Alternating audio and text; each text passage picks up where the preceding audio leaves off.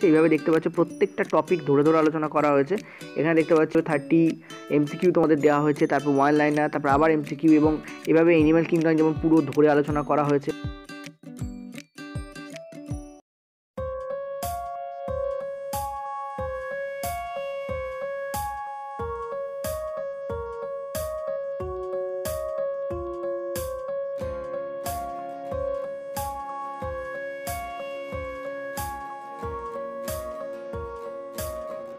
দেখো আজকে আমাদের প্রথম প্রশ্ন, যেটা কিনা তোমাদের हिंदी पीडीएफ থেকে তোলা, হিন্দিটাও তোমাদের রয়েছে। যদি তত্ত্ব এম কে एक परमाणु का द्रव्यमान 3.15 इंटू 10⁻³ जी হয়, মানে বাংলা ইংরেজি মিক্সড আপ হচ্ছে, বাংলা হিন্দি, তো परमाणु द्रव्यमान ড্যাশ হোগা।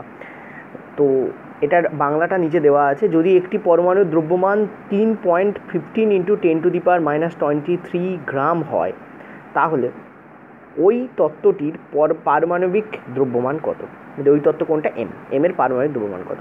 সিম্পলি আমরা কি করব, এখানে মনে রাখবে এটা অলওয়েজ হয়, কি হয় অলওয়েজ মাথা রাখবে, যখনই তুমি পারমাণবিক দ্রব্যমান বের করছো তখন তোমাকে কি করতে হবে, সেটা হচ্ছে মানে অ্যাটমিক মাস অফ, বলে দিই, atomic mass of particle,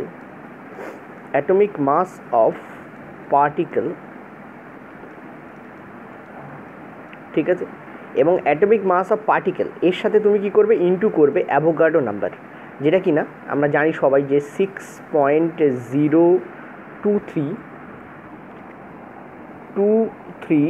into 10⁻23, ঠিক আছে। জাস্ট এইটা করলে আমার অ্যান্সার বেরোবে। অ্যাটমিক মাস অফ পার্টিকেল বলতে আমরা কি কি বুঝি? পার্টিকেল বলতে আমরা মলিকিউল বুঝতে পারি, অ্যাটম বুঝতে পারি, যা খুশি বুঝতে পারি, ঠিক আছে। অ্যাটমিক মাস অফ পার্টিকেল এবং তার সঙ্গে মানে mass of particle, actually atomic mass বলতে মাস অফ পার্টিকেল, এবং তার সঙ্গে আমরা কী করবো, অ্যাভোগাড্রো নাম্বারকে গুণ করে দেবো।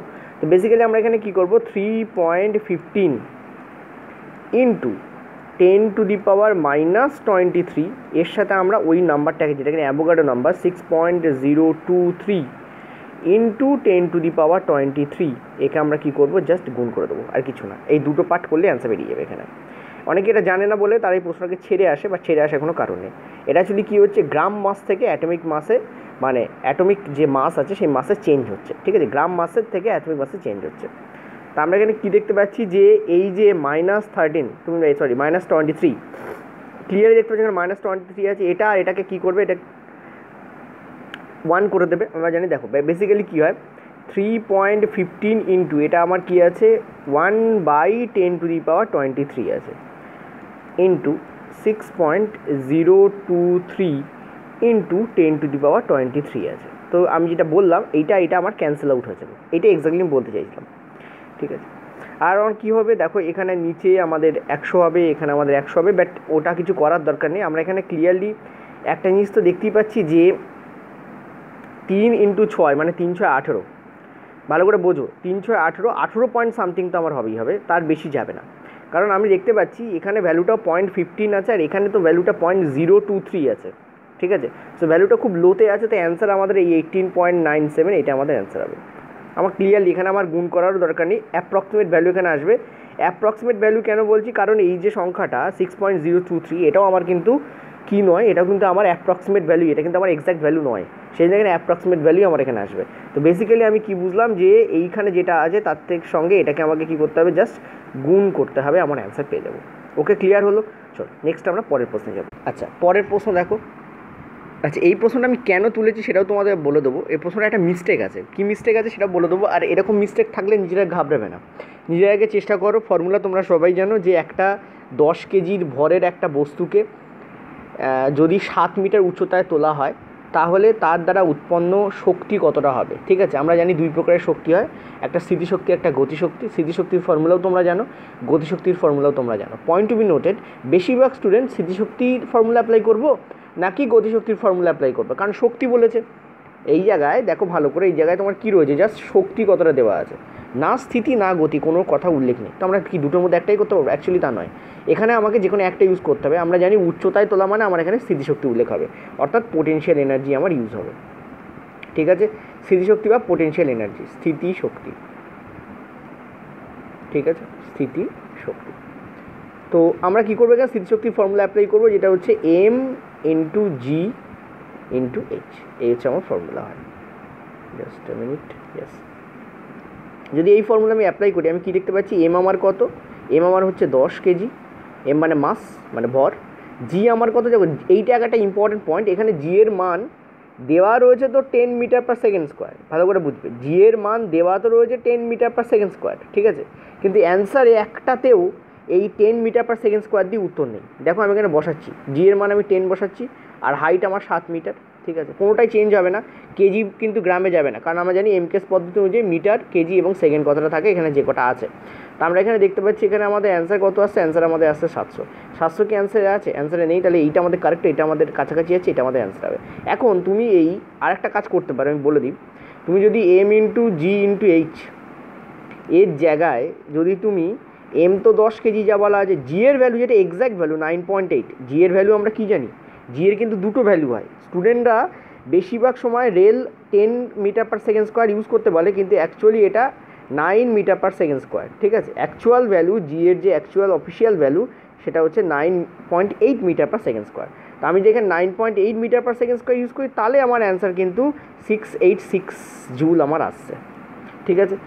অর্থাৎ বুঝতে পারছো, রেল নিজে ইউজ করতে বলেছে 10 মিটার পার সেকেন্ড স্কোয়ার, অথচ উত্তর দেওয়া রয়েছে 9.8 মিটার পার সেকেন্ড স্কোয়ার দিয়ে। তো এইরকম যখন এটা রেলের ভুল, কিন্তু কী করবে দেখবে 700-র কাছাকাছি কোনটা অ্যান্সার আছে সেটাই উত্তর হবে, তো এটা আমার কারেক্ট অ্যান্সার হবে, ঠিক আছে। এখন মনে রাখবে এখানে 10 ইউজ করলে 700 হচ্ছে, 9.8 ইউজ করলে কিন্তু এক্স্যাক্ট ভ্যালু 700 থেকে কম আসবে। তুমি দেখতে পাচ্ছ রিয়েল যে অ্যান্সারটা আসবে সেটা এটা 100% কারেক্ট, এবং এটা 700 থেকে কম আসবে, কারণ এখানে তুমি 10 ইউজ করছো, এখানে তুমি 9.8 ইউজ করছো। তো মনে রাখবে যদি এরকম কনফিউশন থাকে যে স্যার একটা দেওয়া রয়েছে 701 এত জুল দেওয়া রয়েছে, আর একটা দেওয়া রয়েছে এটা, আপনি তো বললেন 700-র কাছাকাছি, তো এটাও তো স্যার 700-র কাছাকাছি, কোনটা অ্যান্সার আসবে, অলওয়েজ মনে রাখবে রিয়েল যে অ্যান্সার আসবে সেটা 10 ধরলে যে অ্যান্সার আসবে তার থেকে অলওয়েজ কম আসবে, সুতরাং কমেই উত্তরটা দেওয়া থাকবে।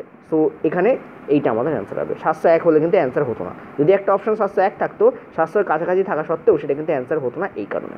বোঝা যাচ্ছে কী বললাম? দেখো রেলওয়ে মাঝে মাঝে কোশ্চেন উল্টোপাল্টা দেয়, যার ফলে কনফিউশন তোমাদের তৈরি হয়, কারণ ওই এক্সাম প্রেশারে গিয়ে ওই রকম একটা স্পিডে করতে হচ্ছে, সেখানে যখন অ্যান্সার মেলে না তখন আর মাথা কাজ করে না যে কেন অ্যান্সার মিলছে না, ঠিক আছে। আমি স্বীকার করি, আমি তোমাদের এখানে বাড়িতে বসে বোর্ডে বসে করাচ্ছি, সেখানে আমি যতটা আমার মস্তিষ্ক সুস্থির, তোমাদের ওখানে সেই সুস্থিরতা তোমরা পাবে না, সুতরাং তোমাদের জলদি এটা মনে রাখতে হবে যে স্যার এরকম একটা কথা বলেছিল বা দাদা এরকম একটা কথা বলেছিল, ঠিক আছে। চল নেক্সট আমরা পরের প্রশ্নে যাব। পরের প্রশ্নের উত্তরটা দেখো, একটি মিশ্র ধাতুতে যদি ধাতুগুলির মধ্যে একটি পারদ হয়, অর্থাৎ দুটো ধাতুকে মেশানো হচ্ছে, তার মধ্যে একটা হচ্ছে পারদ বা এইচজি, ঠিক আছে, এইচজি হচ্ছে পারদের সংকেত, তাহলে মিশ্র ধাতু নিম্নলিখিত হিসাবে পরিচিত হয়। অ্যান্সারটা দেখে নাও, নিজে একবার ট্রাই করো, ঝাল, ব্রোঞ্জ, পারদ সংকর, পিতল কোনটা হবে? তোমরা সবাই বুঝতে পারছো যেখানে পারদ সংকর will be the correct answer. এবার মুশকিল হচ্ছে, দেখো আমি শুধুমাত্র অ্যান্সার বলে দিয়ে চলে যেতে পারি, ওই জন্য আমার ক্লাস অনেকের পছন্দ হয় না, যে স্যার আপনি তো অ্যান্সার বলে দিয়ে চলে যান না, আপনি খালি এইটা বলেন ওইটা বলেন। অ্যাকচুয়ালি এইটা বলি ওইটা বলি তোমাদের ভালোর জন্য, আমার বলতে তো মুখ ব্যথা করে, তা আমার না বললেই তো ভালো হয় না, তা আমি তোমাদের বলবোটা কেন, কারণ যাতে তোমাদের ভালো হয়, ভালো করে বুঝবে। আমি স্পষ্ট কথা বলতে পছন্দ করি। পারদ সংকরের যে অন্য নাম হয় সেটা হয় অ্যামালগাম, ভালো করে বুঝবে। আমার ওই জন্য ক্লাস করাতে দেরি হয়, আমি একটা প্রশ্ন নিয়ে অনেকক্ষণ ধরে আলোচনা করি এই কারণে, কারণ ওই প্রশ্নে আর কি রূপ বা ভঙ্গি থাকতে পারে সেটা তোমাদের বোঝানোর জন্য বলি, আমার স্বার্থে আমি বলি না।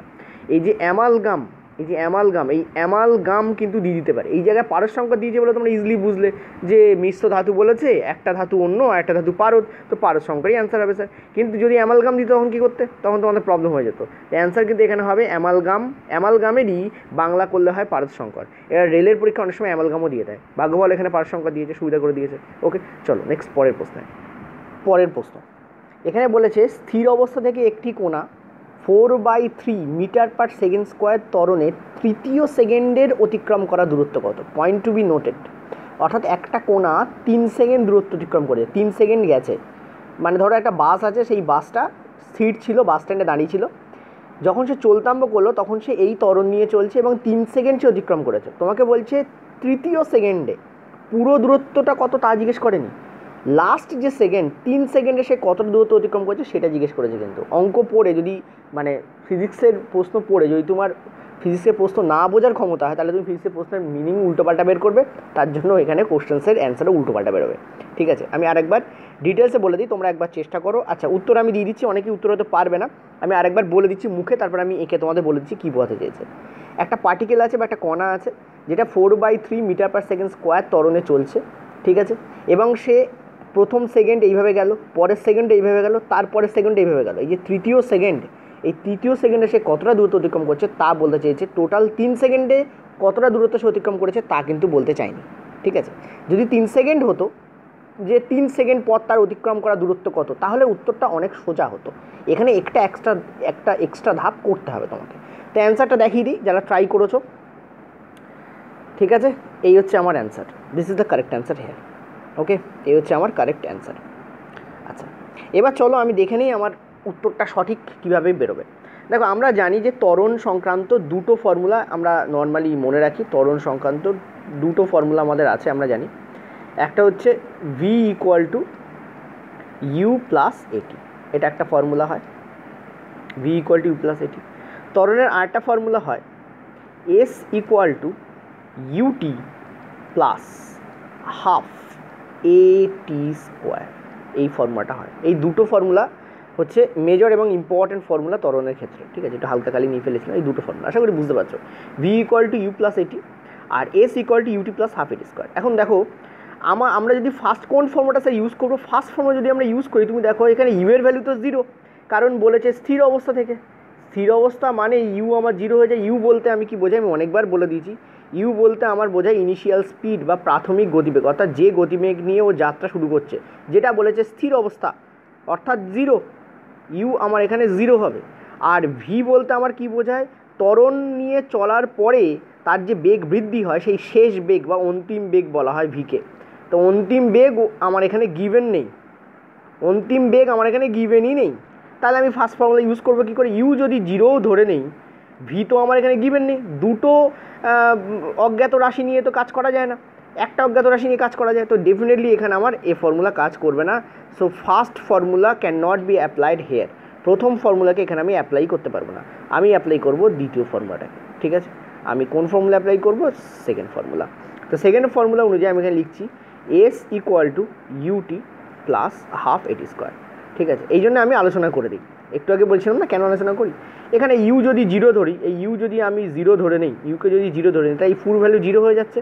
তাহলে এটা আমার কি দিচ্ছে, হাফ এটি স্কোয়ার দিচ্ছে। ঠিক আছে, এবার মুশকিল হচ্ছে আমি টি এর ভ্যালু কী বসাবো স্যার, টি এর ভ্যালু ফার্স্ট সেকেন্ড থার্ড, তাহলেও তো সেই 1 হচ্ছে। দেখো, অনেকে বুঝতে পারলে না কি বললাম, তাই না? চলো বলে দেখা যাক। দেখো, ধরো সাপোজ এই হচ্ছে আমার চলেছে, এই হচ্ছে আমার বাসটা, এই 3 সেকেন্ডে এই দূরত্ব গেছে, এখান থেকে স্টার্ট হয়েছে এই পর্যন্ত গেছে বাসটা, এই দূরত্বটা অতিক্রম করেছে বাসটা। এর মধ্যে ফার্স্ট সেকেন্ডেও এতটা দূরত্ব অতিক্রম করেছে, সেকেন্ড সেকেন্ডেও এতটা দূরত্ব অতিক্রম করেছে, এবং থার্ড সেকেন্ডেও এতটা দূরত্ব অতিক্রম করেছে। এই হচ্ছে ফার্স্ট সেকেন্ড অতিক্রম করা দূরত্ব, এই হচ্ছে সেকেন্ড সেকেন্ড অতিক্রম করা দূরত্ব, এই হচ্ছে থার্ড সেকেন্ড অতিক্রম করা দূরত্ব। টোটাল অতিক্রম করা দূরত্ব কত, টোটাল এই দূরত্বটা অতিক্রম করেছে, টোটাল ভালো করে বুঝবে। টোটাল ও যে দূরত্ব অতিক্রম করেছে সেটা তো এইটা, এই টোটাল দূরত্ব। আমরা একবার দেখে নিই যে টোটাল ও কতটা দূরত্ব অতিক্রম করেছে। এটা টোটাল ও 3 সেকেন্ড চলেছে, তাহলে 3 সেকেন্ড ধরে ও কতটা দূরত্ব চলেছে সেটা আমরা একবার এখানে দেখে নেব। ঠিক আছে, চলো দেখে নেওয়া যাক। হাফ ইন্টু এ আমার কত, 4/3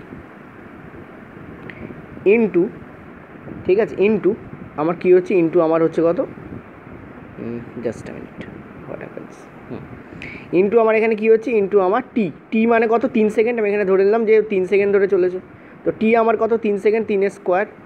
তার মানে এখানে আমার কত উত্তর হচ্ছে, আমরা দেখতে পাচ্ছি একটা 3 কেটে যাচ্ছে, মানে 4 3 12/2 মানে এখানে 6। ঠিক আছে, 12/2 মানে আমার এখানে কত হচ্ছে, 6। তো ও 6 মিটার দূরত্ব চলেছে, মিটারই অ্যান্সার বেরোবে গ্যারেন্টি, কারণ এমকেএস পদ্ধতি আমরা অ্যাপ্লাই করছি। এটা গেল হচ্ছে আমাদের প্রথম ব্যাপার।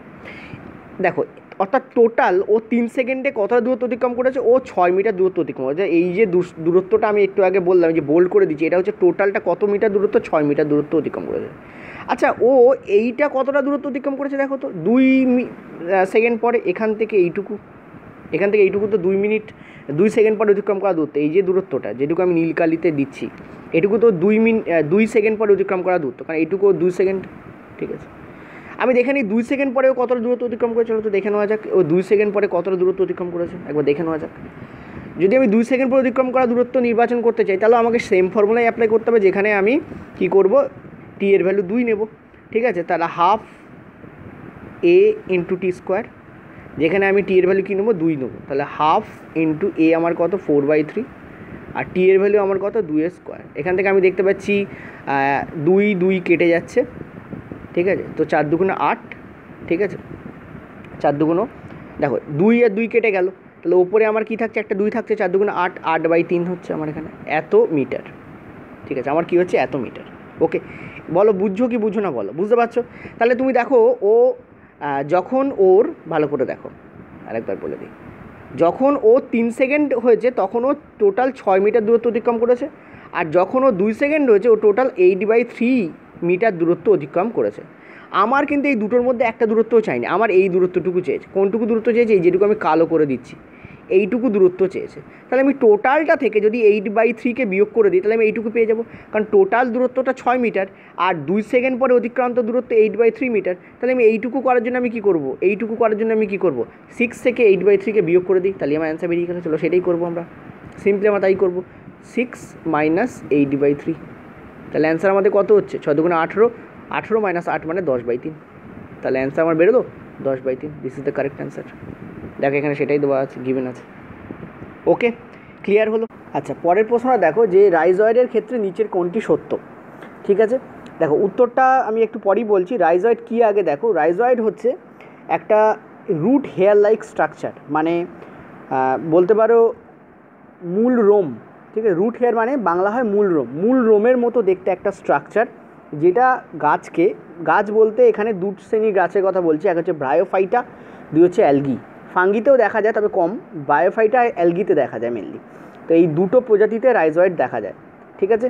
এবং এরা কিন্তু সত্যিকারের মূল নয়, মূলের মতো, মূলের যে রোম তার মতো দেখতে স্ট্রাকচার, যেটা মূলের মতো কাজ করে, অর্থাৎ গাছকে এক মাটিতে আঁকড়ে ধরে রাখতে সাহায্য করে, মানে ব্রায়োফাইট এবং অ্যালগি এই জাতীয় যে গাছ তাদেরকে আর কি করতে ভালোবাসে, মানে করতে রাখে বা করতে হেল্প করে গাছকে, সেটা হচ্ছে নিউট্রিয়েন্টসগুলোকে বা পুষ্টিদ্রব্যগুলোকে মাটি থেকে তুলতে সাহায্য করে। তো অ্যান্সার এখানে দেখে নাও, answer will be the first option is the correct option. অর্থাৎ যেটা বলছিলাম মূলত এদের দেখা যায় কোথায়, এক হচ্ছে ব্রায়োফাইটা, ঠিক আছে, এটাতে দেখা যায়, আর 2 হচ্ছে অ্যালগিতে দেখা যায়। আচ্ছা, এটা গেল প্রথম পয়েন্ট। 2 নম্বর পয়েন্ট হচ্ছে এরা এককোষী বা বহুকোষী হতে পারে। এই ব্যাপারটা নিয়ে আবার অনেকের ডাউট থাকবে, সেটাও একটা বলে দিই, বহুকোষী হতে পারে। আচ্ছা, 3 নম্বর পয়েন্ট হচ্ছে কি, থার্ড পয়েন্ট কি, থার্ড পয়েন্ট হচ্ছে এরা হ্যাঁ রুট হেয়ার লাইক বা মূল রোমের মতো দেখতে স্ট্রাকচার, ঠিক আছে, রুট হেয়ার লাইক স্ট্রাকচার, এরা লাইক স্ট্রাকচার।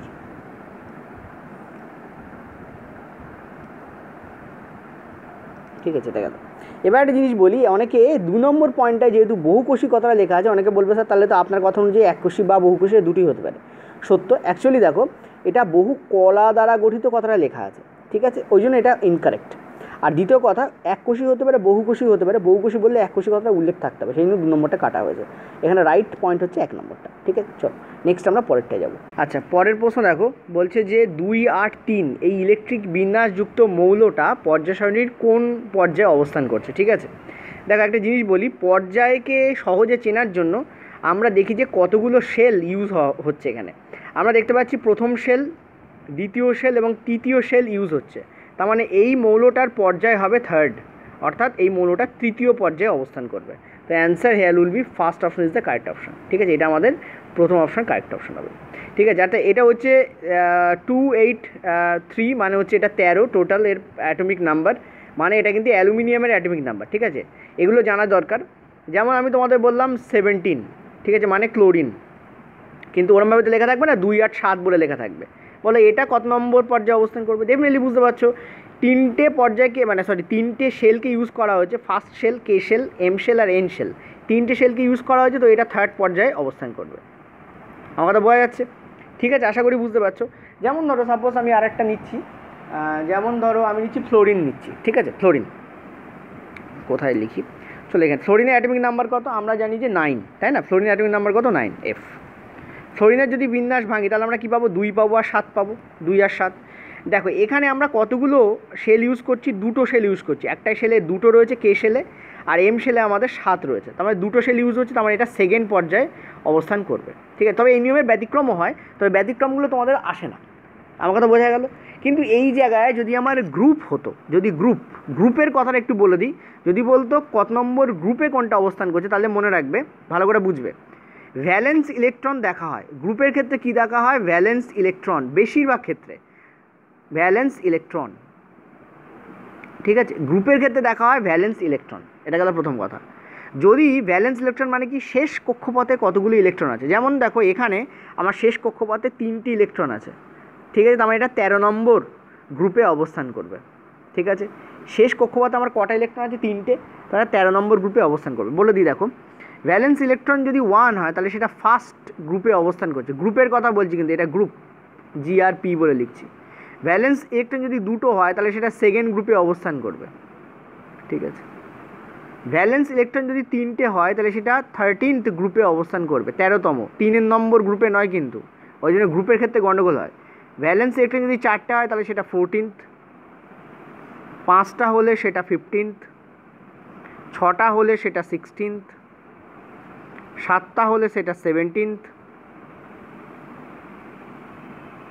ঠিক আছে? আর 8টা হলে বুঝতেই পারছো নিষ্ক্রিয় মৌল, সো 18th গ্রুপে সেটা তো সেটা আমার 18th গ্রুপে অবস্থান করবে, ঠিক আছে? এবং এগুলো সবই ডেফিনেটলি আমি গ্রুপের কথা বলছি, এটা খুব ইম্পর্ট্যান্ট পয়েন্ট বোঝার জন্য, ঠিক আছে? আশা করি বুঝতে পারলে। আচ্ছা, এটা গেল ব্যাপার। এই জিনিসগুলো তোমাদের একটু মনে রাখতে হবে, কারণ এগুলো দিয়ে কিন্তু প্রশ্ন ব্যাপক হারে আসে, যেগুলো মোটামুটি একবার বই খুললেই পাওয়া যায় সেগুলোই বেশি আসে, অবশ্যই এক্সেপশনালগুলোও খুব কম আসে, রেয়ার আসে, ঠিক আছে? চলো নেক্সট আমরা পরেরটায় যাব।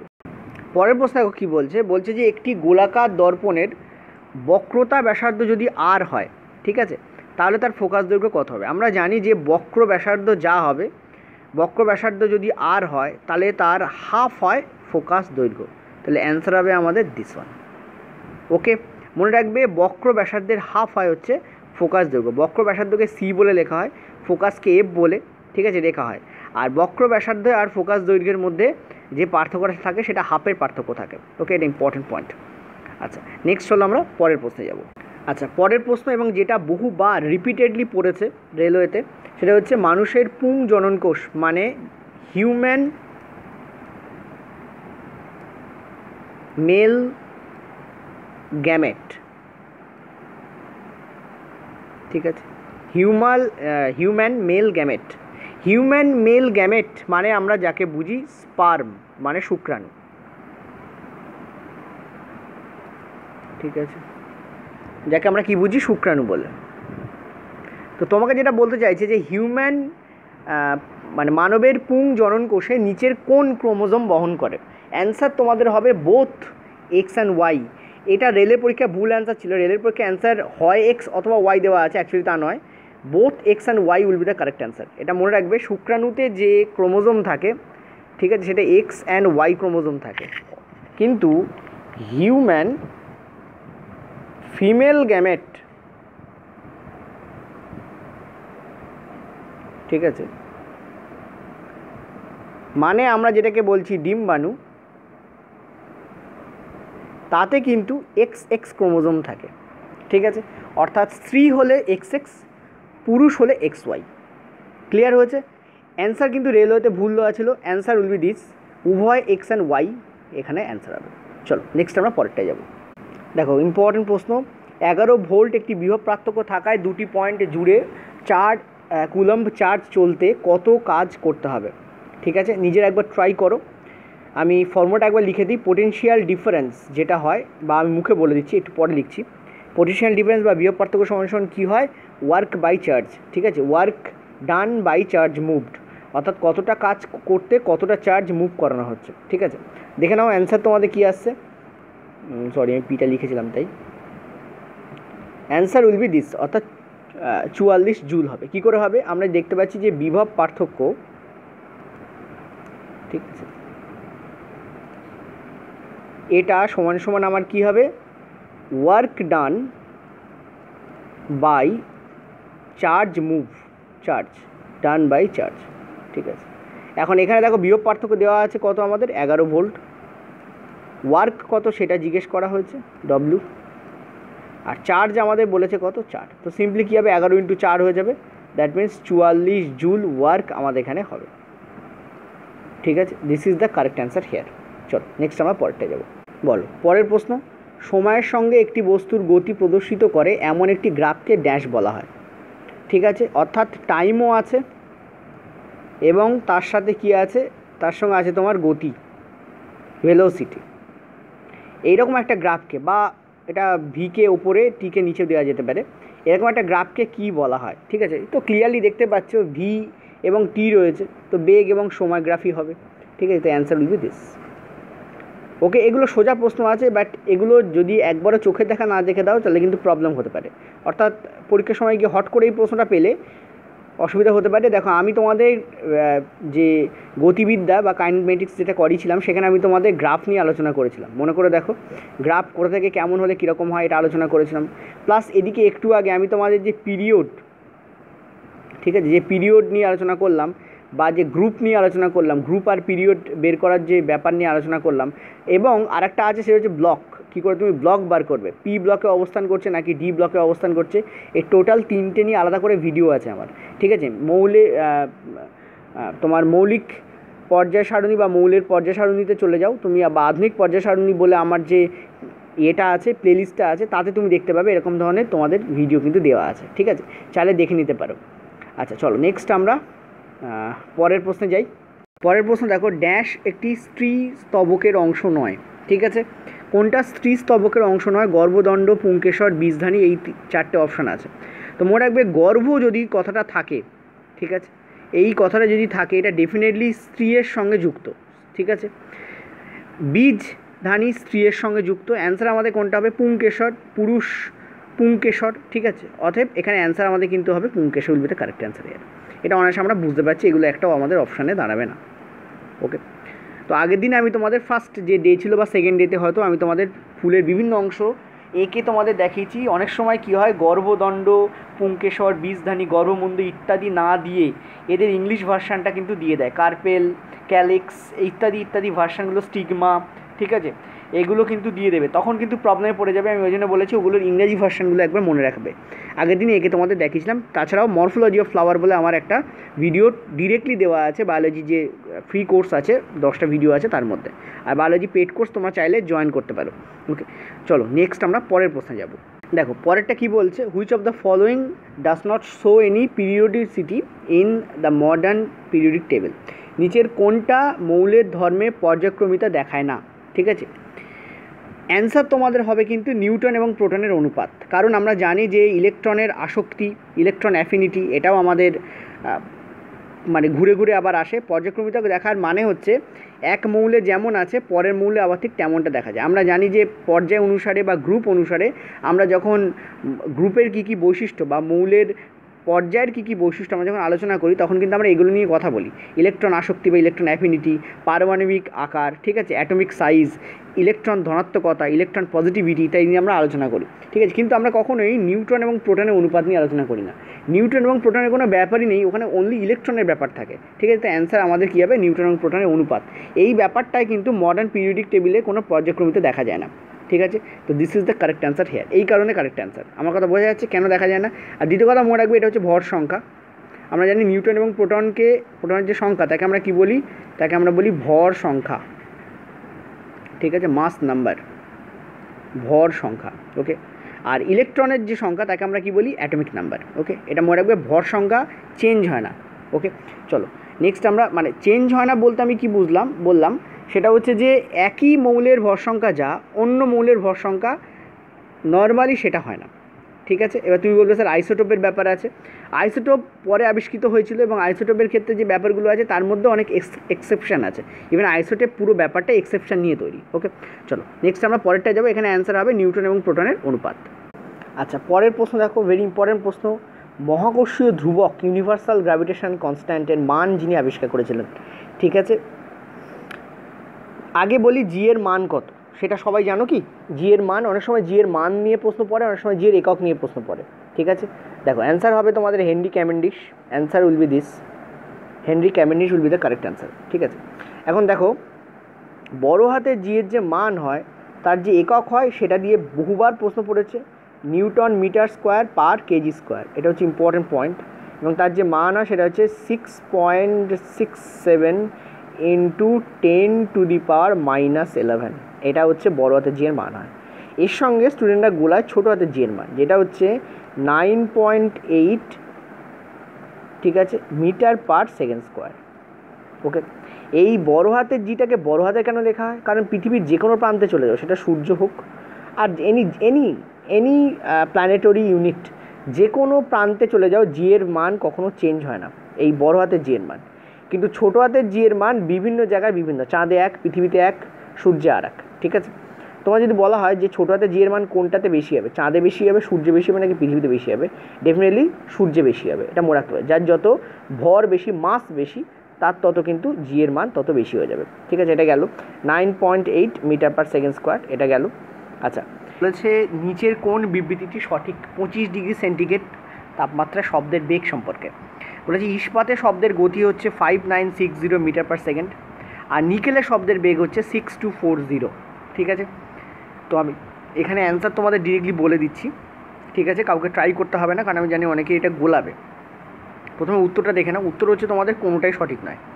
এবার একটা চার্ট দেখাচ্ছি, সেই চার্টটা দেখো ভালো করে। ঠিক আছে, চার্টে তোমরা পরিষ্কার দেখতে পাচ্ছ, দেখো ভালো করে, এখানে পরিষ্কার দেওয়া রয়েছে। এই হচ্ছে আমাদের স্টিল মানে ইস্পাত, আর তার ঠিক ওপরই দেওয়া রয়েছে দেখো নিকেল। ঠিক আছে, সব থেকে বেগ বেশিকার অ্যালুমিনিয়ামের 6420, তারপর নিকেলে 6040, তারপর স্টিলের 5960। ঠিক আছে, আশা করি বুঝতে পারছি। এই দুটোকে খুব ভালো করে দেখো। এইবার দেখো রেলের, কেন আমি এই দুটো চার্টকে রেখেছি, এটা প্রথম কথা এনসিইআরটি থেকে তোলা, একদম টেবিল 12.1 যে টেবিল আছে এনসিইআরটির, সেই বইয়ে সেই টেবিল থেকে তোলা, একদম ক্লিয়ার হয়েছে। এটা আশা করি বুঝতে পারছো। দেখো ইস্পাতের ক্ষেত্রে মানে স্টিল, ঠিক আছে, স্টিলের ক্ষেত্রে দেখো বলেছে 5960। ঠিক আছে, আর নিকেলের ক্ষেত্রে দেখো বলেছে 6040। ঠিক আছে, এবার তুমি বলবে স্যার এই যে এখানে টার্মটা দেওয়া রয়েছে নিকেলের ক্ষেত্রে যে টার্মটা দেওয়া রয়েছে, এখানে দেখো সামান্য বেড়েছে 6240। ঠিক আছে, অ্যাকচুয়ালি অ্যান্সার এখানে হওয়া উচিত ছিল যে অনলি এ ইজ কারেক্ট, এই যে শুধু এ সত্য, এটাই কারেক্ট হওয়া উচিত ছিল। ঠিক আছে, তো রেল কিন্তু এই প্রশ্নের উত্তরটা ভুল দিয়েছে, এটা দেখানোর জন্যই তোমাদের আমি এনসিইআরটির যে টেবিলটা সেটা আমি তোমাদের রেখেছি। ঠিক আছে, এখানে অ্যান্সার কিন্তু এইটা হওয়া উচিত নয়, এটাও এখানে ইনকারেক্ট আছে। অ্যান্সার তোমাদের কোনটা হওয়া উচিত আমি বলে দিচ্ছি। অ্যান্সার তোমাদের হওয়া উচিত শুধুমাত্র এ কারেক্ট, এটাই আমার অ্যান্সার হওয়া উচিত। This is the correct answer here. ঠিক আছে, তোমরা বলবে স্যার এই ভ্যালুটাই যে 6040 আর 6240 খুব কাছাকাছি, অ্যাকচুয়ালি তা নয়, এটা অনেকটা ভ্যারি করে। কিন্তু আমরা দেখতে পাচ্ছি স্টিলেরটা 5960 এক্স্যাক্টলি সেটাই দেওয়া আছে, ইস্পাত মানে স্টিল। তো এটাই আমাদের অ্যান্সার কারেক্ট হওয়া উচিত, তো A will be the correct answer এখানে। ঠিক আছে, এবার রেল ভুল দিয়েছে, কিছু করার নেই। অনেক সময় কী করে রেল ঠিক অ্যান্সারকেও ভুল দেয়, সেক্ষেত্রে তোমরা চ্যালেঞ্জ করতে পারো এনসিইআরটি বইয়ের পেজ নাম্বার তুলে এবং এ দিয়ে, এছাড়া আর কোনো উপায় নেই এই ব্যাপারগুলোকে ফলো করার। আর এই চার্টটাকে একবার মনে রাখো, এই চার্টটা ভালো করে দয়া করে পড়ে যাবে, কেন এরকম ধরনের প্রশ্ন কিন্তু পড়ছে। ঠিক আছে, চলো নেক্সট পরের প্রশ্ন দেখো, বলছে উদ্ভিদের একটি অংশ আলো থেকে দূরে সরে যাচ্ছে। যখন কোনো জিনিস কোনো প্রাকৃতিক উপাদানের কাছাকাছি যাচ্ছে, উদ্ভিদের কোনো অংশ, তখন তাকে আমরা বলি পজিটিভ ধর্ম। কিন্তু এখান থেকে তো কী দেখা যাচ্ছে, দেখো আলো থেকে দূরে সরে যাচ্ছে। আলো একটা প্রাকৃতিক উপাদান, ঠিক আছে, আলো, মাটি, জল এগুলো প্রাকৃতিক উপাদান। এগুলো থেকে যখন উদ্ভিদের কোনো অংশ দূরে সরে যায় তখন আমরা তাকে নেগেটিভ সামথিং বলি। এখন নেগেটিভগুলো অ্যান্সার হবে। এখন ফটো বলতে আমরা আলো বুঝি, তো অ্যান্সার আমাদের হবে নেগেটিভ ফটোট্রপিজম। ঠিক আছে, দেখো অ্যান্সার এখানে দেখে নাও, this is the correct answer. Okay, অর্থাৎ এখানে মনে রাখবে কীভাবে, একটা ক্লু বা ছোট্ট একটা ট্রিক তোমাদের বললাম, যে যখনই উদ্ভিদের কোনো জিনিস প্রাকৃতিক কোনো বিষয় থেকে দূরে যাচ্ছে তখন আমরা তাকে নেগেটিভিটি বলি। আর উদ্ভিদের কোনো অঙ্গ বা কোনো ফুল, কুঁড়ি, পাতা, মূল ইত্যাদি যখন প্রাকৃতিক কোনো ইনগ্রিডিয়েন্টের, যেমন গ্র্যাভিটি, যেমন তোমাদের আলো, যেমন তোমাদের মাটি, যেমন তোমাদের জল ইত্যাদি কাছাকাছি আছে, তখন তো আমরা পজিটিভিটি বলি। ঠিক আছে, তো পজিটিভ সামথিং, নেগেটিভ সামথিং এরকম হয়। এখানে ফটো মানে আলো, ফটোট্রপিজম হবে এবং নেগেটিভ ফটোট্রপিজম হবে। যদি বলতো কাছাকাছি যায়, যেমন সূর্যমুখী ফুল সূর্য আলোতে আরও ভালো ফোটে, এটা কিন্তু পজিটিভ ট্রপিজম, কিন্তু পজিটিভ ফটোট্রপিজম। ঠিক আছে, এটা মনে রাখবে। ওকে, চলো নেক্সট আমরা পরেরটায় যাবো। দেখো আমাদের পরের প্রশ্ন বলছে সোডিয়াম ড্যাশের মধ্যে সংরক্ষিত হয়। সোডিয়াম কিসের মধ্যে সংরক্ষিত হয়?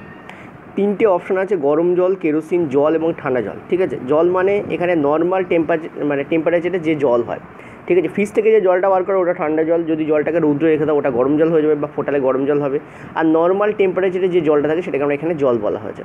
জলগুলো সব কেটে যাবে, অ্যান্সার তোমাদের হবে এখানে কেরোসিন। ঠিক আছে, দেখো correct, kerosene will be the correct answer. এবার কেন?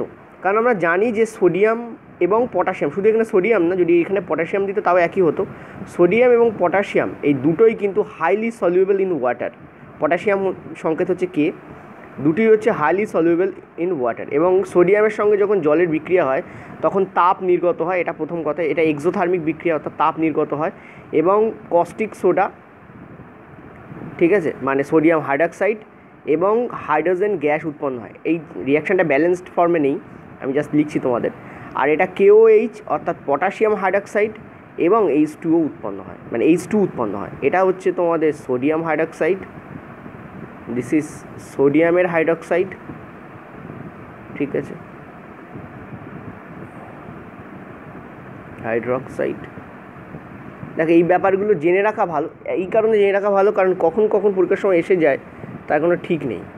আর এটা হচ্ছে আমার পটাশিয়াম হাইড্রক্সাইড। ঠিক আছে, লিখেই দিই। ওকে, চলো নেক্সট আমরা পরের প্রশ্নে যাবো। পরের প্রশ্ন বলছে 10 মোল CO2 এর ভর কত? এটাও তোমাদের রেলে পড়া প্রশ্ন একদম। ঠিক আছে, তো ক্লিয়ারলি তোমরা জানো যে কার্বনের পারমাণবিক ভর কত বার করো, মানে কার্বনের গ্রাম আণবিক ভর বার করো, আর অক্সিজেনের গ্রাম আণবিক ভর বার করো। অক্সিজেনের এখানে একটা অক্সিজেনের গ্রাম আণবিক ভর কত, তার সঙ্গে অক্সিজেনের এখানে দুটো আছে তো 2 দিয়ে গুণ করে দেবে তাকে। ঠিক আছে, তারপর সেটাকে যোগ করবে, করে একটার তত তাহলে 10টার কত, এভাবে বার করবে। বলে দিলাম অ্যান্সার কী হবে। অ্যান্সার তোমাদের দেখে নাও 440 হবে একদম ডেফিনেটলি। কী করে হবে দেখে নাও। কার্বনের, দেখো কার্বনের আমরা জানি যে CO2 আছে। ঠিক আছে, একটা কার্বনের কত হয় 12 হয়, একটা অক্সিজেনের কত হয় 16 হয়। কটা আছে এখানে, দুটো আছে, তো এখানে 32 হবে।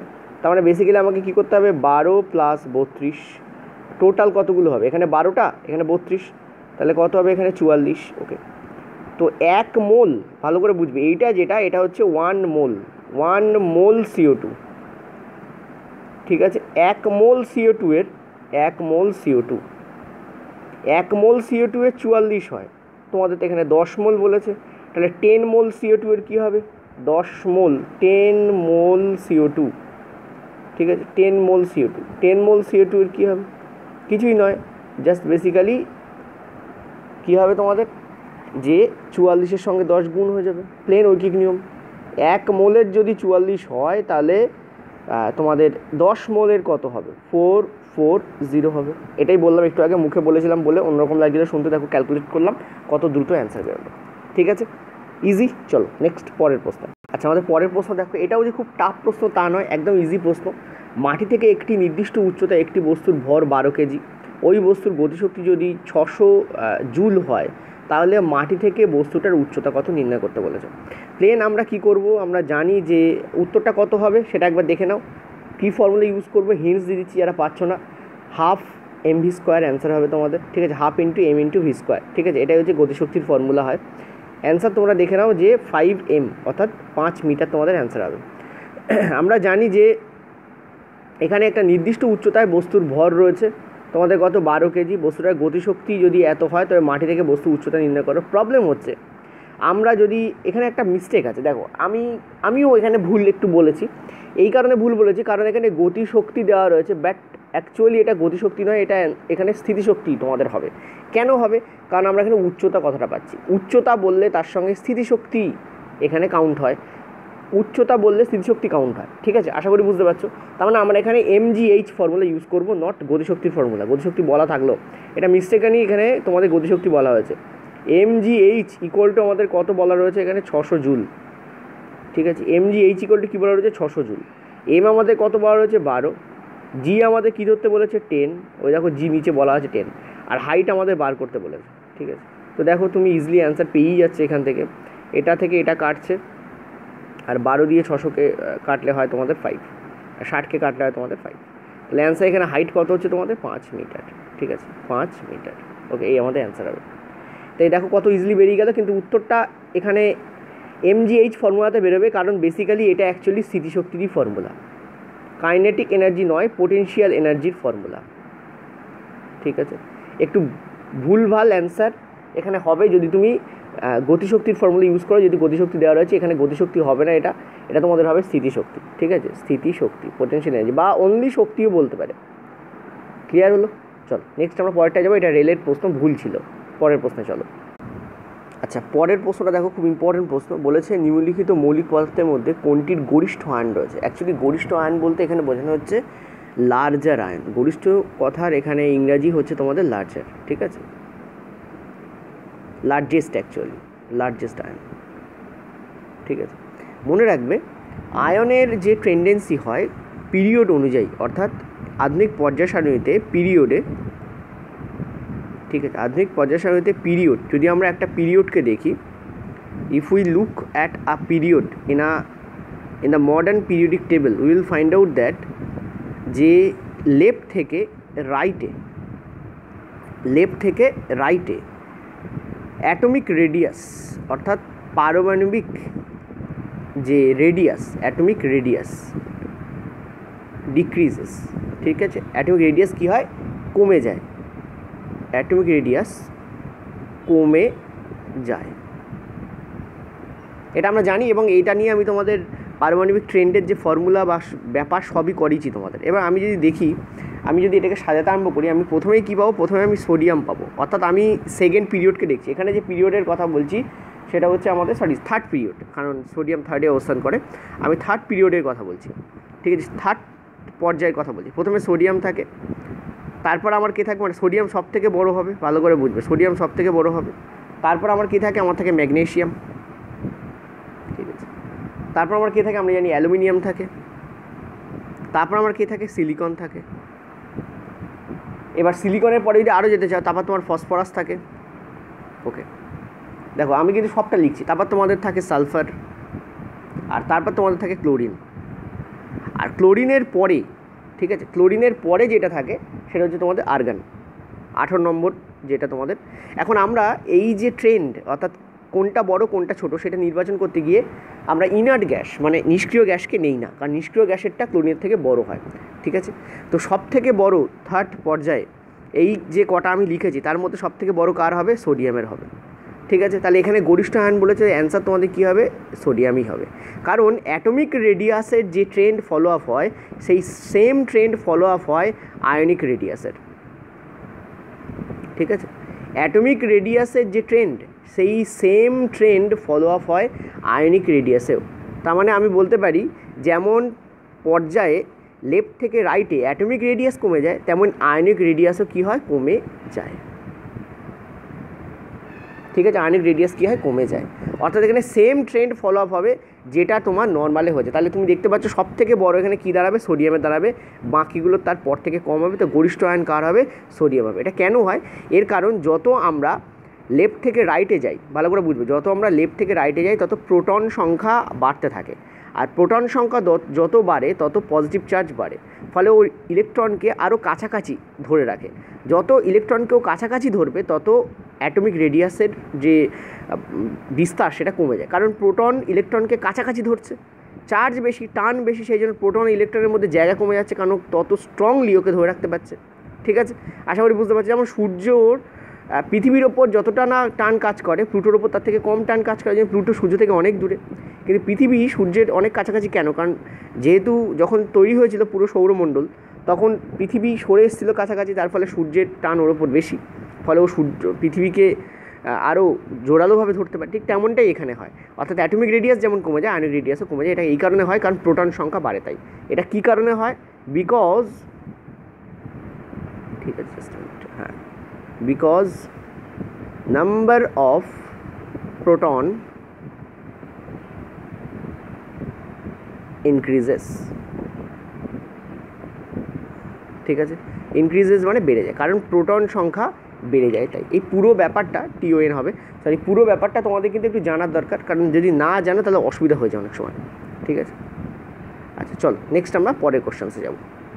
আচ্ছা, পরের প্রশ্নটা দেখো, এখানে অ্যাকচুয়ালি তোমাদের এটা হিন্দি পিডিএফ থেকে, তাহলে ওই জন্য আমি বাংলা করতে বাধ্য হয়েছিলাম। উপযুক্ত উত্তরকে সাথ নিচে দিয়ে গিয়ে বাক্য কা পুরা করো, অর্থাৎ যে বাক্যগুলো এখানে দেওয়া আছে তাকে উপযুক্ত উত্তর দিয়ে পূর্ণ করো। পদার্থ কি অবস্থায় ড্যাশ নেই হতি, এটার বাংলা হচ্ছে পদার্থের অবস্থা ড্যাশ হয় না। পদার্থের অবস্থা কি হয় না? স্থির হয় না, অস্থির হয় না, এরকম তোমাকে বোঝাতে হবে। দেখো, পদার্থ বলতে আমরা ধরো জলকে বুঝি, একটা উদাহরণ দিই। জল তরল, জলকে যদি তুমি তাপ দাও তাহলে সেটা বাষ্পে পরিণত হবে, আর বাষ্পকে যদি তুমি তাপহীন করো, অর্থাৎ বাষ্পকে যদি প্রেশার দাও তাহলে সেটা আবার তরলে পরিণত হবে। ঠিক আছে, বাষ্পকে প্রেশার দিয়ে যদি তুমি তাপমাত্রা কমিয়ে দাও তাহলে সেটা কী হবে, আবার তরলে পরিণত হবে। অতএব জল একটা পদার্থ, জলের বিভিন্ন অবস্থা তুমি পেলে, অর্থাৎ পদার্থের অবস্থা কী নয়, স্থির নয়, রাইট? তাহলে স্থির বা স্থায়ী নয় বলতে পারো। এবার এখানে দেখো, যেখানে যেখানে অস্থায়ী আছে সেগুলোকে ফার্স্ট কাটো, কারণ পদার্থের অবস্থা স্থায়ী নয় হবে, অস্থায়ী নয় মানে তো স্থায়ী হয়ে যাবে। তো পদার্থের অবস্থা অস্থায়ী নয় এটা হবে না কিন্তু, কারণ এখানে নেহি কতটা বা নয় কতটা আছে। এখানে কী হবে, এই যে অস্থায়ী যেখানে যেখানে অপশানে থাকবে সেগুলোকে কাটো, তো এই দুটো অপশান কেটে বেরিয়ে গেল। ঠিক আছে, এদেরই বাংলা আমি এখানে করে রেখেছি। পরেরটা দেখো, পদার্থ কি অবস্থায়, অর্থাৎ পদার্থের অবস্থা ড্যাশ কো পরিবর্তিত কর বদলি যা सकती है, অর্থাৎ আমার হিন্দি খুব একটা ভালো নয়, পদার্থও কিন্তু হিন্দি পড়তে পারি। পদার্থের অবস্থা ড্যাশ পরিবর্তন করে বদল করা যায়, যায়টা এখানে হবে। পদার্থের অবস্থা ড্যাশ পরিবর্তন করে বদল করা যায়। পদার্থের অবস্থা কী কী পরিবর্তন করে বদল করা যায়, একটু আগে তোমাদের কিসে কিসে কথা বললাম, চাপ আর তাপমাত্রার কথা বললাম না, তাপ দিয়ে আর চাপ বাড়িয়ে। অতএব পদার্থের অবস্থা, তাপমাত্রা মানে উষ্ণতা এবং চাপ, কোথায় আছে উষ্ণতা এবং চাপ, এই যে স্থায়ী আছে, এখানে উষ্ণতা এবং চাপ আছে, এটাই আমার অপশানে হবে। পারমাণবিক সংখ্যা তো হবে না, কারণ পারমাণবিক সংখ্যা বদল করা যায় না। কোনো পদার্থ জলে কতটা পরমাণু আছে সেটা বদল করা যায় না। H2O একটা হাইড্রোজেন, দুটো হাইড্রোজেন পরমাণু আর একটা অক্সিজেন থাকবে, সুতরাং পারমাণবিক সংখ্যা বদল করা যায় না। তো এটা আমার অপশানে হবে না, অপশানে এটা আমার কারেক্ট অপশান হবে। আমার কথা বোঝা যাচ্ছে? তাহলে প্রথমটা একবার বলি, পদার্থের অবস্থা স্থায়ী হয় না, আর পদার্থের অবস্থা উষ্ণতা এবং চাপ পরিবর্তন করে বদল করা যায়। ওকে, তাহলে দেখো কত কনসেপচুয়াল প্রশ্ন এটা, সহজে যদি হঠাৎ করে পরীক্ষায় পড়ে তাহলে গুলিয়ে যাওয়ার চান্স থাকে, তুলে দিয়েছিলাম। চলো নেক্সট আমরা পরের প্রশ্নে যাব। আচ্ছা, পরের প্রশ্নটা দেখো, এটা আমি তোমাদের অপশান রেখে দিয়েছি, কারণ অনেকেই অসুবিধা হবে প্রশ্নটা করতে, সেই জন্য। দেখো, একটা এই টেবিল আছে, ঠিক আছে, একটা টেবিল আছে, ওকে, এবং এই টেবিলের এই যে পায়া আছে, ঠিক আছে, সবুজ রঙের একটা সুন্দর দেখতে টেবিল আছে, এই টেবিলের পায়া আছে, এবং এই টেবিল দিয়ে একটা তার, সাপোজ ধরো তোমাদের তারটাকে আমি লাল কালিতে করে দিচ্ছি, একটা তার বা চেন বলতে পারি, যেটা টোটাল লম্বা 2 মিটার, সেই চেনটা এখানে এরম করে ঝুলছে। ঠিক আছে, 2 মিটারের টোটাল, এই লম্বা যে দাগটাকে সোজা করে দেয় 2 মিটার হবে টোটাল, এটা ঝুলছে। আর কত সেমি ঝুলছে, এটা হচ্ছে 60, এই যে এখান থেকে এইটুকুর যে তোমাদের লেন্থ, এখান থেকে এইটুকুর যে লেন্থ, এই লেন্থটা আমাদের বলেছে 60 সেমি। কত বলেছে আমাদের? 60 সেমি বলেছে আমাদের। ঠিক আছে, তো তুমি একটা জিনিস ভালো করে দেখো, ভালো করে বুঝবে যে 2 মিটারে কত কেজি হচ্ছে, 4 কেজি। আমরা দেখতে পাচ্ছি যে টোটাল এর যে বলেছে, ভর বলেছে, এটা 4 কেজি। দেখো পরিষ্কার বলা আছে, আগে অঙ্কটা একটু পড়ে বলি। 2 মিটার লম্বা একটা চেন এমনভাবে একটা টেবিল থেকে রাখা হয়েছে যাতে এটা 60 সেমি নিচে ঝুলছে, টোটাল লেন্থ 2 মিটার, তার 60 সেমি টেবিল থেকে মুক্ত অবস্থায় ঝুলছে। যদি চেনটার ভর 4 কেজি হয়, ওই জন্য আমি বলেছি 2 মিটারে 4 কেজি। টোটাল লেন্থ যদি 2 মিটার হয় তাতে 4 কেজি ভর হচ্ছে। তাহলে আমি বার করবো 60 সেমিতে কত কেজি ভর হচ্ছে। আমরা একটু আগেই বা জানি যে 60 সেমি বলতে আমার কি বোঝায়, 0.6 মিটার। ঠিক আছে, তাহলে 1 মিটারে আমার হচ্ছে 2 কেজি, 4/2, তাহলে 0.6 মিটারে আমার কত হচ্ছে, আমি দেখতে পাচ্ছি 1.2 কেজি। ঠিক আছে, কত হচ্ছে আমার, জাস্ট এ মিনিট, ইয়েস, আমার কত হচ্ছে 1.2 কেজি। ঠিক আছে, 1.2 কেজি। এখন দেখো, আমরা ওয়ার্ক বলতে কী বুঝি, চলো এটাকে একটু অন্য কালিতে করা যায়। ঠিক আছে, আমরা ওয়ার্ক বলতে কী বুঝি, ওয়ার্ক, কারণ কার্যই বার করতে বলেছে। ওয়ার্ক বলতে আমরা জানি যে ফোর্স ইনটু ডিসপ্লেসমেন্ট, আমাদের ফোর্স দরকার। আবার আমরা ফোর্স বলতে কি বুঝি, আমরা ফোর্স বলতে বুঝি যে মাস ইনটু জি, এর মান কত আমরা জানি, 1.2 ইন্টু 10 মানে 12। ফোর্স এখানে কত হচ্ছে আমাদের 12 নিউটন ফোর্স অ্যাপ্লাইড হচ্ছে। তাহলে এই এফ এর ভ্যালুটা আমি এখানে পুট করে দেবো 12 নিউটন ইন্টু সরণ। এবার একটা জিনিস তুমি বলবে স্যার সরণটা কী হবে, দেখো সরণ এখানে 60 সেমি লেন্থ ঝুলছে, মনে রাখবে যত সেমি ঝোলে তার অর্ধেক হয় সরণ, এটা অলওয়েজ মাথায় রাখবে। এটা কী করে আসে এটা তোমাদের একটু বোঝাতে গেলে একটা টাফ ব্যাপার, আমি তোমাদের বলে বোঝাতে পারি, সময় বেশি লাগবে। মনে রাখবে 60 সেমি যতটা ঝুলছে তার অর্ধেক হবে সরণ। এটা তুমি নর্মালি টেবিল থেকে একটা কিছু ঝুলিয়ে টেনে দেখতে পারো, তাহলে আরও প্র্যাকটিক্যালি তোমার আইডিয়া হবে। সরণ এখান থেকে যেটা আসবে সেটা এর হাফ, ঠিক আছে। এস এর ভ্যালু যেটা এখানে আসবে সেটা হবে তোমাদের 30 সেমি, এটা মনে রাখবে। যতটা ঝোলে এই অঙ্কগুলোতে তার হাফ হয় সরণ, তাহলে সরণ এখানে কতটা হবে 30 সেমি। 30 সেমি বলতে আমরা কি বুঝি 0.3 মিটার, কারণ everything we have been doing here or calculating here in metre, so এটাও আমাদের মিটারে যাবে। তো এখানে আমাদের অ্যান্সার আমাদের কী হবে 12 ইন্টু 0.3 মানে আমাদের 3.6 জুল, এটা আমাদের কারেক্ট অ্যান্সার হবে। ঠিক আছে, দেখো এখানে অ্যান্সার গিভেনও আছে। ওকে, তাহলে এখানে আমি দুটো কথা বললাম যে এখানে যদি যেটা আমাদের ঝুলছে তার অর্ধেক হবে সরণ, তো সরণ কিন্তু এখানে 30 সেমি হবে। 30 সেমি মানে 3.3 মিটার। আচ্ছা, আজকে আমাদের পুরো যে ক্লাস ছিল সেটা এখানে সমাপ্ত হলো। এটা কালকে ক্লাস ছিল, আই এম রিয়েলি সরি যে আজকে দিতে হলো, কারণ কালকে আপলোড করা যায়নি। আজকেও প্রবলেম আছে, আমরা চেষ্টা করে করে তোমাদের আপলোড করে দিলাম। আর নিচে কিছুক্ষণ পরে পিডিএফ দেওয়া হবে, সেই পিডিএফটা তোমরা ডাউনলোড করে নিয়ে এটা একবার রিভিশন করে দেখতে পারো। আর প্রথম দিকে আমি তোমাদের যে বায়োলজি ক্লাসের যে ব্যাপারটা বলেছি পেড, সেটা তোমরা চাইলে জয়েন করতে পারো। যে অ্যাডভান্স ম্যাথের ক্লাসের কথা বলেছি চাইলে সেটাও তোমরা জয়েন করতে পারো। তার জন্য যে তোমাদের হোয়াটসঅ্যাপ নাম্বার দেওয়া হয়েছে সেই হোয়াটসঅ্যাপ নাম্বারে তোমরা লিখে হোয়াটসঅ্যাপ করে কোয়ারি করতে পারো। ওকে, থ্যাংক ইউ।